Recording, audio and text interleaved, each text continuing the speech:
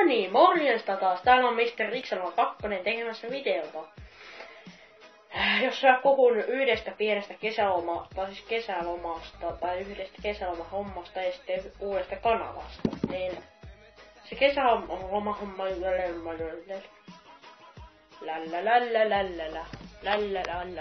kamera heiluu.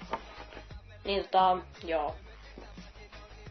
Se on semmoinen juttu, että mä olin tehdä, että tää on mulle niinku saavutusjuttu, tai semmoinen saavutus, niin se saavutus on semmoinen juttu, että minä yritän tehdä mä olin tehdä kesäloma-aikana, niin vähintään vähän alle 10 videota. Et niinku jotkut on niinku tää pelivideota 3-4 pelivideota ja sitten ehkä pari striimiäkin tulee ja niistä jotain koosteita ja sitten pari myös näitä vlogejakin jonkun verran, niin semmonen saavutus on mulla. Jos en mä nyt ole juman kautta sitä saavutusta tehnyt, niin tää läpässy ennen kuin kesäloma loppuu, niin mä hirtän itteni, ei ku... mitä? Joo. Siis okei, mä hirtän itteni, mitä helvettiä.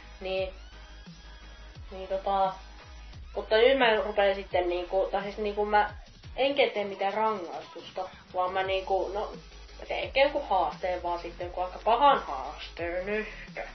Mutta kyllä mä uskon, että mä osaan teen sen ihan selvisti.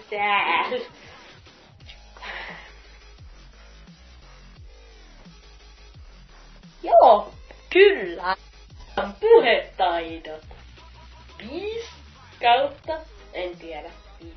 Mikä on tämä? Olen kauppa, olen tässä näin. Siis mitä vittu? Unohtakaa koko juttu. Niin mä puhun nyt siitä kanavasta sitten vähän lisää, koska mä äsken osaan puhua siitä. Siis mä otan mä just sanoin sen kanavan nimen, Rikko23. Se on Riksa on joskus vähän niinku samaset niinku Riksa ja Joona.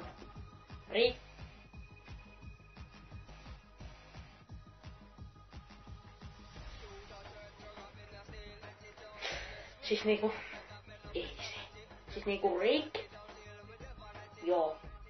Rikjo 23. Sanoinko mä niin? No sanokaa ite tää kommenteissa.